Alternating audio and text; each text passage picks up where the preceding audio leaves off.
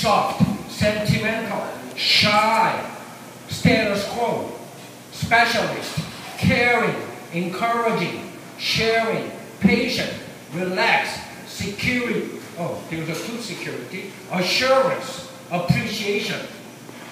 They like to be appreciated. And they are so caring, and they are yes people. Would you like to do it? Yes. Why?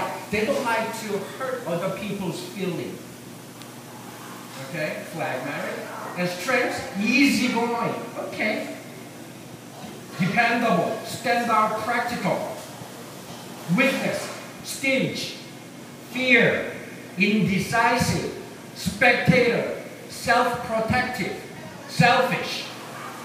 They love these words. Peace or together. They are very social. Did I put social here? No? Okay, so,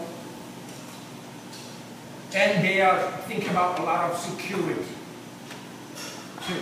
They like to stabilize. They don't like to take a risk.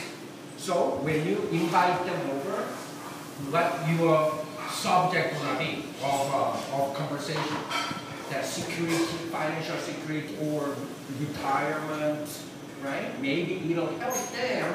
Why? Because they always think, they're stabilized, there's security and all that. And melancholy.